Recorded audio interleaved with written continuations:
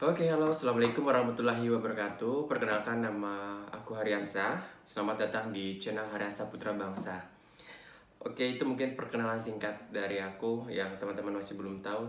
Salam kenal semuanya. Hari ini aku coba untuk berbagi berbagi cerita ataupun pengalaman gitu. Ya terserah lah, berbagi. Yang penting ini menurut aku penting untuk dibicarakan dan aku bagikan buat teman-teman semua.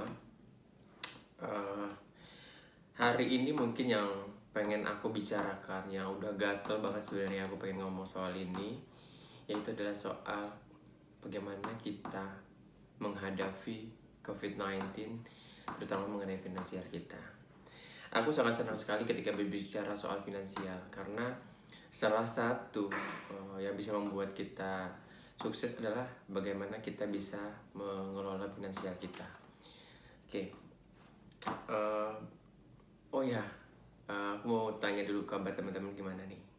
Sudah sehat semua? Sehat ya? Alhamdulillah. Mudah-mudahan semua sehat. Dan saya juga di sini masih alhamdulillah masih sehat, masih bisa bikin video ini.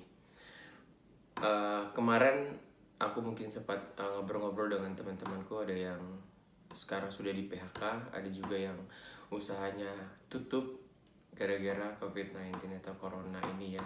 Ya itu sangat memprihatinkan. Ya semoga teman-teman nanti bisa bangkit lagi. Nah, melihat hal itu bahwa memang corona ini sangat berbahaya, terutama mengenai finansial kita. Pertumbuhan ekonomi kita pun juga sangat menurun saat ini. Bagaimana kita menanggulanginya ya? Sini aku juga sudah mencatat beberapa hal penting yang bisa kita lakukan untuk mengelola keuangan kita saat COVID-19 ini. Oke.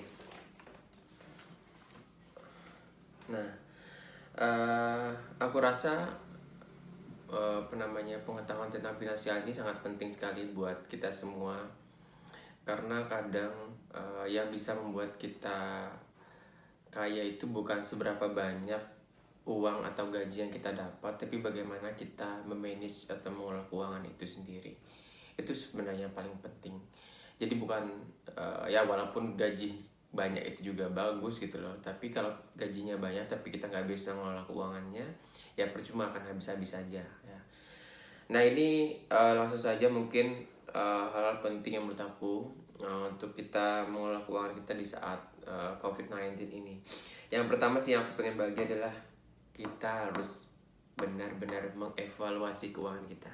Oke, itu sangat penting banget. Jadi pada prinsipnya ketika corona ini yang harus kita lakukan adalah bertahan, pokoknya bagaimanapun caranya kita harus bisa bertahan.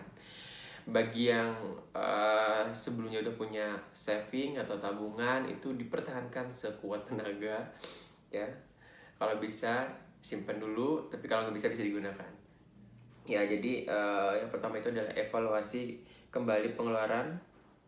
Nah, ketika kita mengevaluasi pengeluaran kita itu, kita bisa melis mana kebutuhan-kebutuhan yang prioritas kita. Contohnya mungkin kebutuhan yang prioritas itu seperti buat makan, internet, terus juga buat pendidikan anak itu juga penting, kurasa.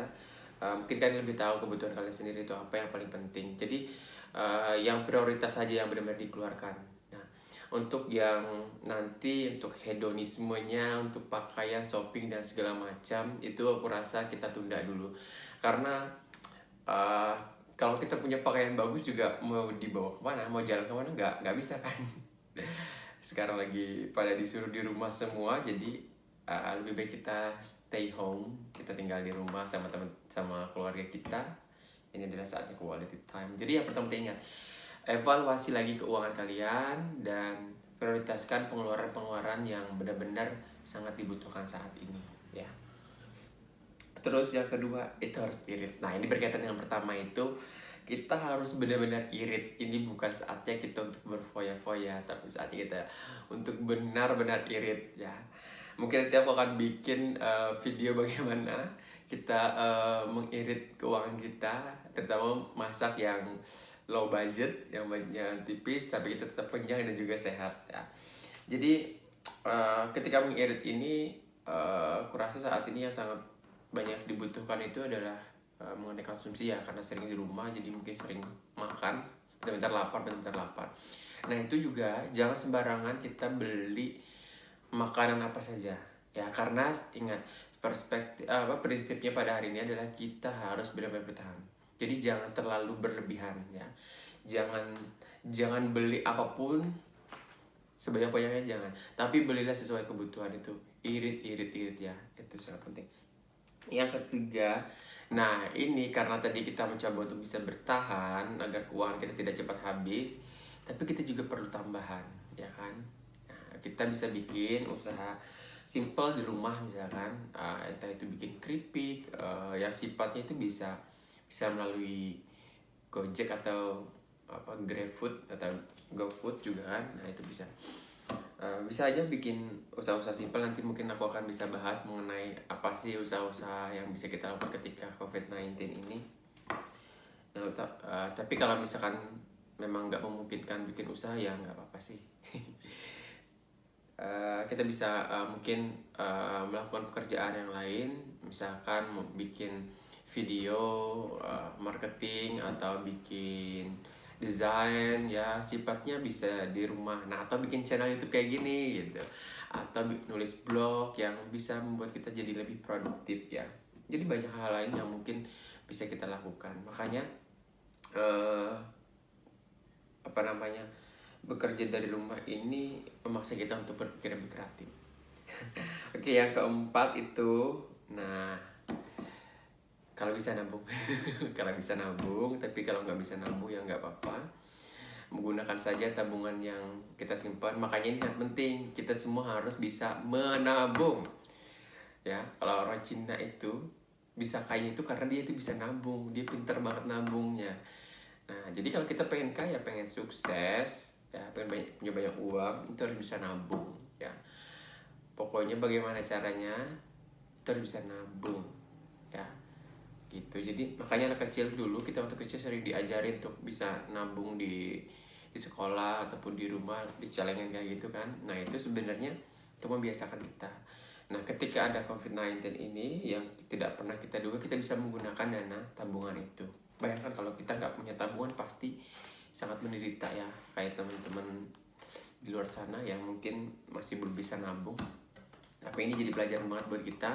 Semoga dengan ini kita kedepannya jadi bisa mengelola keuangan dengan baik, jangan sembarangan membeli apapun, kalau bisa tenabung. Dan yang terakhir menurut aku ya, satukan visi untuk mengatur keuangan. Nah jadi ini bisa dibicarakan sama keluarganya. Bagi yang sudah punya keluarga bisa bicara dengan istri dan anak-anaknya, atau kalau masih sendiri ya nggak usah dimusyawarahkan, tapi kalau bersama keluarga bisa dimusyawarahkan. Artinya dijelaskan kepada anak kita bahwa kita sedang menghadapi wabah yang cukup mengerikan, yang membuat kita harus bisa benar-benar irit ya, harus benar-benar bisa irit. Karena sifatnya tadi, sekali lagi aku ingatkan bahwa kita harus bisa bertahan, dan kita tidak tahu sampai kapan COVID-19 ini akan berakhir. Jadi kita harus bertahan sekuat-kuatnya. Namun ketika COVID-19 ini selesai, itu sebenarnya merestart lagi pakai ekonomi kita. Artinya kita bisa melakukan kita bisa membuat usaha dari awal lagi. Artinya bahwa peluang itu, maksud saya peluangnya itu terbuka lebar. Artinya kita sudah berada di start yang sama dengan teman-teman yang lainnya. Nanti setelah COVID-19 ini selesai, pasti akan ada orang kaya baru dan juga ada orang miskin baru. Nah, so agar kita bisa sukses setelah COVID-19 ini, itu adalah tergantung saat ini apakah kita bisa benar-benar bertahan, survive dalam keadaan ini ya. Ya aku berdoa buat teman-teman semua, semoga COVID-19 ini segera berakhir, dan apa yang aku ceritakan hari ini itu bermanfaat ya, walaupun mungkin aku masih belum mampu menjelaskan dengan baik apa yang ingin aku sampaikan ke teman-teman. Ya pada intinya sebenarnya aku mengajak teman-teman untuk bisa irit sih, pada intinya itu irit dan mencoba berpikir apa peluang-peluang yang bisa kita kerjakan, apa kerjaannya bisa kita kerjakan dari rumah, tetap safety dengan kondisi seperti ini, tetap di rumah aja gitu ya. Itu sih sebenarnya. Oh ya, mungkin teman-teman ada yang nanya nih, atau kalaupun nggak nanya aku akan promosi ya. Oke, nah ini adalah salah satu produk yang sedang kita buat. Nah ini berbahan dasar dari talipuk. Kalian tahu talipuk? Talipuk itu adalah teratai. Nah, jadi ini adalah makanan sehat, tanpa pengawet ya. Jadi aman sekali, bisa buat cemil-cemil di rumah. Kalau kalian mau beli tinggal pesan saja ke saya. Ini salah satu makanan khas Amuntai. Nah, diproduksi oleh langsung orang Amuntai. Nah, teman rekan kerja saya, nah saya bantu untuk jualin ya. Gitu. Jadi dan ini ada beberapa rasa sebenarnya. Ada rasa coconut, terus ada juga spekuk atau cengkeh ya, kayu manis. Nah, terus juga ada rasa choco chip. Nah itu deh, 3 kalau nggak salah rasanya ya. Aku lupa juga sih. Sorry ya. Ini udah habis semua, tinggal 3 ini rasa coconut ini. Dan ini enak banget juga. Biasanya bisa makan buat sambil nonton TV ataupun lihat YouTube, kalian bisa makan ini. Ini aku yakin kalian pasti kalau sudah coba itu suka. Dan rasanya tuh sangat kriuk kayak gitu. Kalau digigit tuh krek gitu bunyinya. Nah itu kalian bisa coba, nanti pesan aja di Instagramku atau di WA ku. Instagramku hari PB ya. Kalian bisa follow dan juga pesan makanan ini. Tapi hanya sisa 3. Kemarin banyak tapi sudah habis ya, kalian harus coba. Dan ini sudah ada ada logo halalnya, jadi benar-benar halal. Aku sudah tahu bagaimana produksinya, itu sangat higienis sekali beliau itu. Jadi ini sangat rekomendasi sekali buat dipesan. Oke.